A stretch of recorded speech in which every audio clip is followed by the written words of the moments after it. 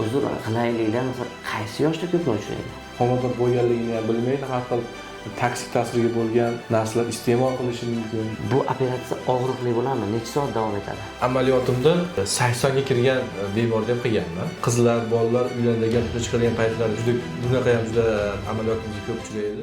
Assalomu alaykum. Visus klinikasining YouTube kuzatuvchilari, bugun sizlar bilan vrach, oftalmolog, xirurg vrachi Azamatjon Otaqo'ziyev bilan g'ilaylik haqida batafsil gaplashamiz. Sizlarni qiynab kelayotgan savollar haqida sizlarga batafsil aytib beramiz. Agarda qanaqadir savollar qolib ketadigan bo'lsa, izohga yozib ketsanglar, keyingi videolarda javob berishga harakat qilamiz.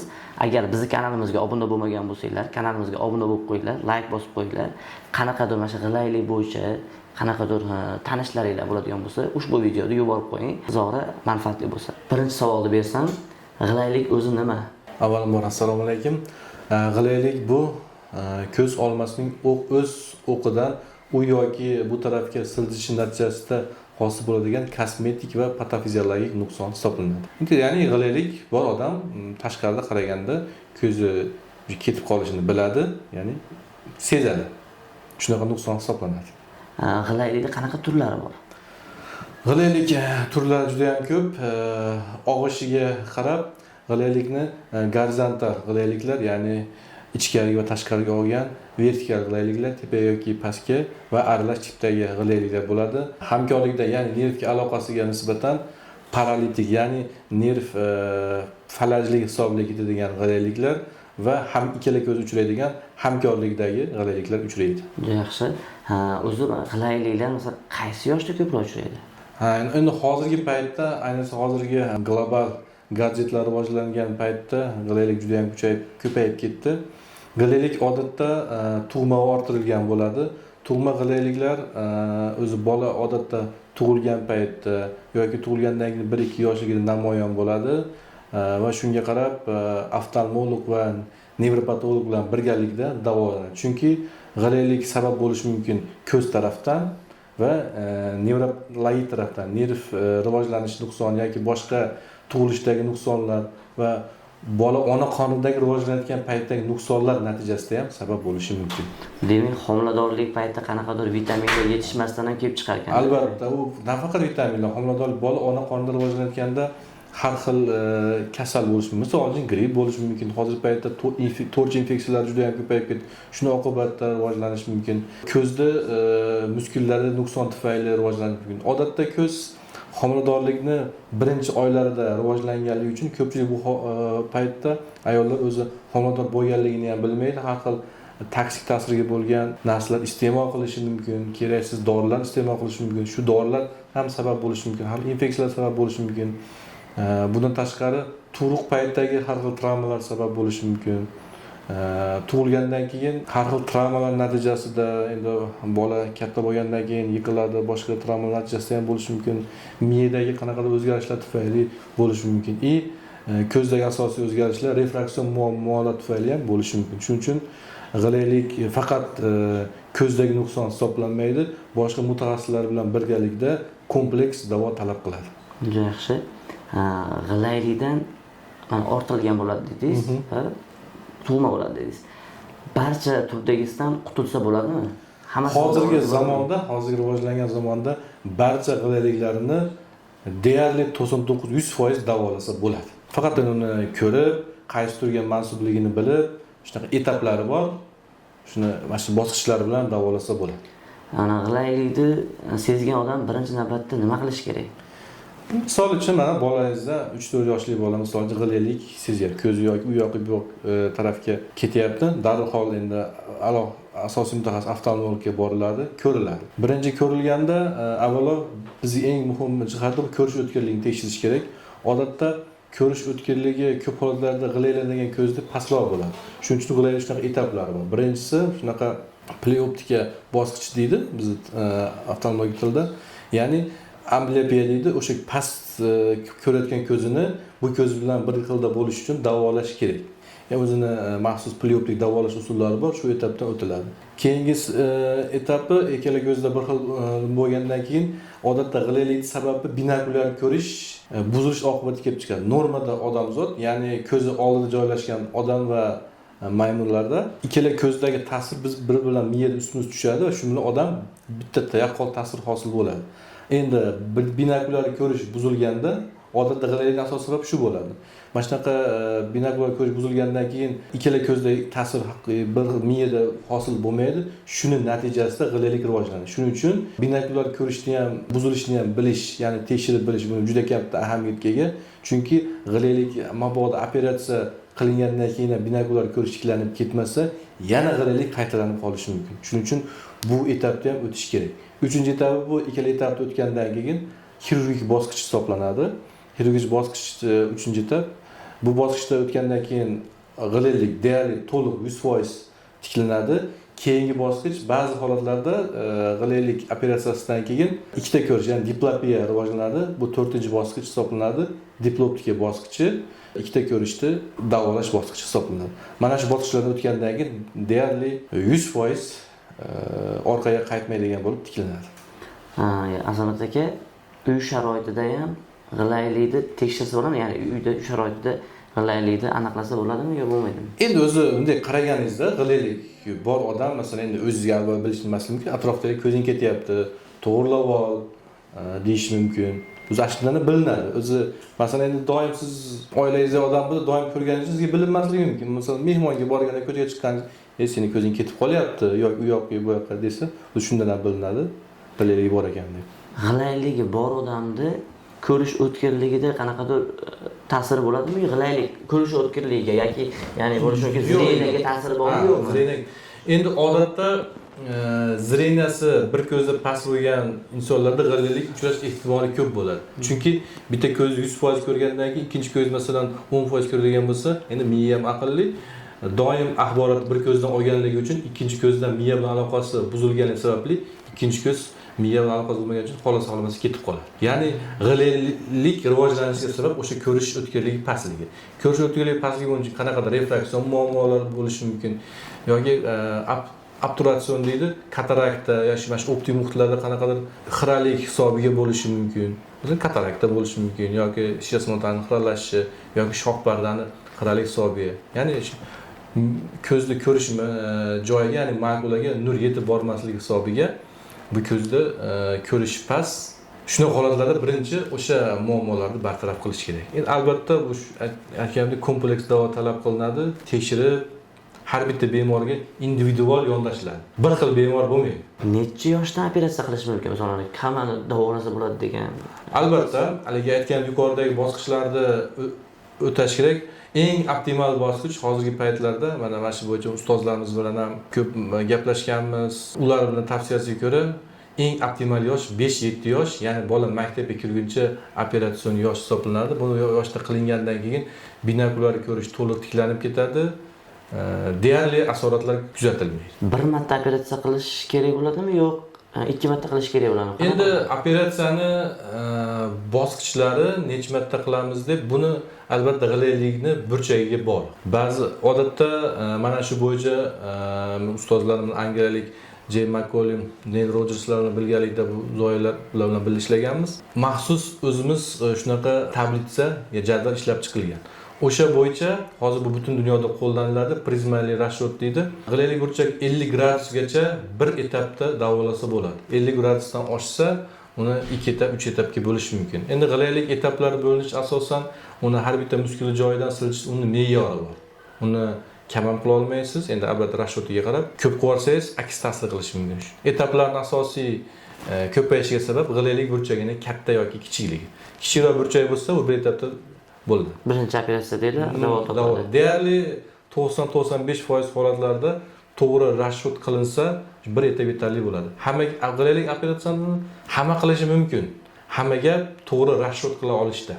O'lchovlarini. Chunki uni har bitta muskullarni o'zi necha millimetr joyidan siljitiladi, necha millimetr qisqartiriladi. Bu narsani o'zi maxsus matematik formulalar topiladi. Mana shu narsa sizda haligi o'rganish talab qilinadi. Buni ham o'zining ilmi bor. Buni endi vrachni mahoratiga bog'liq. Yaxshi. Bu operatsiya og'riqli bo'ladimi? Necha soat davom etadi? Xo'p, odatda g'ilaylik operatsiyani bolalar umuman bizning klinikada hammasi bemorlarga diskomfort sezmaslik uchun mutlaqo narkoz ostida qilamiz. Odatda g'ilaylik operatsiyasi bitta hamkorlikda g'ilaylik ikkala ko'zi tengdan qilinadi. Bitta ko'ziga 7 minut, 10 minut vaqt ketadi. Ikkala ko'ziga bir 15-20 minut atrofida tugatiladi. Demak, g'ilaylik operatsiyasini ikkala ko'zga ham qilinadi, bitta ko'zga ham Hamkorlikdagi qilinadi. endi g'ilaylikda turiga qarab, hamkorlikdagi g'ilayliklar odat ikkala ko'zda tengli qilinadi. Eng ko'p uchraydigan g'ilaylik turi bu hamkorlikda g'ilaylik hisoblanadi. Endi monolateral, ya'ni bitta ko'z uchraydigan g'ilaylik bo'lsa, unda bitta ko'zda qilinadi. Endi ba'zan paralitik g'ilayliklar bor, uni maxsus nevrologik tomonidan davolanib bo'lib, ular tarafdan davo tugatilgandan keyin yana biz xirurg tomonidan qilamiz, o'shanda bitta ko'zda qilinishi mumkin. Yosh katta insonlar ham bor, masalan, g'ilaylikda, ya'ni yoshligida operatsiya qilmagan, sekin-sekin rivojlanib kelyapti. Yosh katta insonlar ham qilish kerakmi? Endi yoshim katta bo'lib qoldi. Juda yaxshi savol. Bunaqa siz aytgandek ko'pchilikni qiynaydi, bunaqalar ko'p. Amaliyotimda 80 ga kirgan bemorni ham qilganman. Ya'ni xudandalik, o'zbekchilik. Avvalo e'tiborli bo'lish kerak. Yoshligida qilib yuborilgan bu zo'r. Chunki operatsiyadan keyin binokulyar ko'rish zo'r tiklanib ketadi. Asorat deyarli uchramaydi. Endi ko'p holatlarda endi o'tkazib yuboriladi e'tiborsizlik tufayli. 18-20 yosh ko'p holatlarda qizlar, bolalar uylanadigan, turmushga chiqadigan paytlarda juda bunaqa ham juda amaliyotimizda ko'p uchraydi. Ularda ham qilsa bo'ladi. Bu kattalarda qilsa bo'ladi, albatta. Kosmetik jihatdan to'g'rilab beriladi.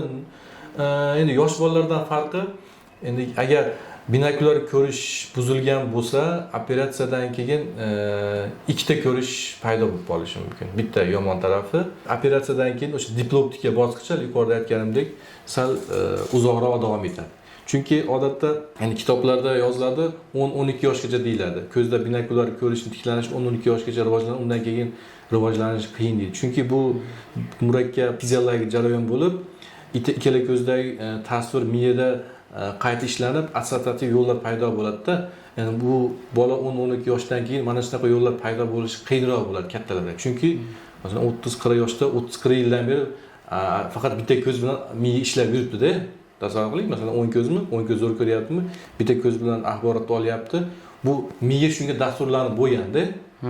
O'sha bu ko'zni nazarda bu ko'zni miya o'sha olmayapti, chunki ishi bo'lmayapti. Bu ko'zdan ko'rish zo'r, masalan, aktiv pasaygan o'sha bu. ikkala ko'zda ham ko'rish 100% bo'lishi mumkin, alohida ko'rganda. Lekin bitta ko'z ведущий deydi ruschasiga aytganda, boshqaruvchi ko'z bo'ladi, misol uchun o'ng ko'z. Uni maxsus binokulyar ko'rishni tekshiradigan testlar bor, o'sha testlar aniqlanadi. O'sha testlarda aniqlangandan keyin tavsiya beriladi. Endi bemor xohishiga ko'ra hamma tushuntirishlar olib boriladi. Qilsa bo'ladi, to'g'rilasa bo'ladi. Ko'p holatlarda to'g'rilanib ketgan. Faqat shu binokulyar ko'rish sekinroq tiklangani uchun diplopiya, ya'ni ikkita ko'rish bo'lib qolsa, jina bemor diskomfort bo'ladi. Chunki doim miya faqat axborot bitta ko'zdan olib yurganda, bu ko'z qo'shilmagan bitta ko'z. Ikkita ko'z ham ta'sir hosil bo'lishi kerak. O'shdan hosil bo'lgandan keyin miyada ikkilanish bo'ladi. Agar bu ko'z bilan sekin-sekin miya o'sha axborot qabul qilib, binokulyar ko'rish tiklanib ketsa, bo'ldi. G'ilaylik keyin qayta rivojlanmasligi mumkin. Endi ba'zi holatlarda shunaqa holat diskomfort bo'lganda, endi meni amaliyotimda uchramadi-yu, lekin adabiyotlarda yozilgan, yana qaytadan yana o'sha g'ilaylik qilib joyiga qaytarib qo'yish holatlari uchragan, kitoblarda yozilgan. Chunki diskomfort bo'lgandan keyin bemor ikkita ko'rgandan keyin o'lchovlari qiynalashib boradi qayerdadir. Yo'q, operatsiyaning o'lchovlari muammo emas. Insonni o'zini. Insonni tanasidan ushlashlari, stereoskopik ko'rish ko'ratyapsiz, ya'ni fazoda 3 o'lchamli ko'rish qiyinroq bo'ladi. Masalan, zinalarga chiqqanda, tushganda, uzoqdagi nimalarni anglash sal qiyinroq bo'ladi. Qiynalyapman desa, shunda iloji yo'q, endi bitta ko'zda qolib ketishi mumkin. Lekin hozirgi paytda bunaqa holatlar deyarli, masalan, men amaliyot uchragan, kattalarda ham qilganman, yaxshi bo'lib ketgan.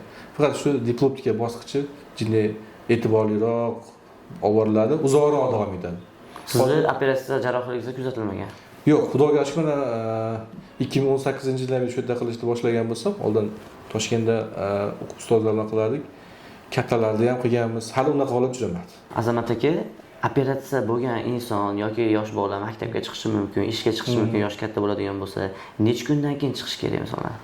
Odatda g'ilaylik operatsiyasi unaqa juda murakkab operatsiyalarga kirmaydi. Juda hozir bizning klinikamizda juda mikroinvaziv qilinadi.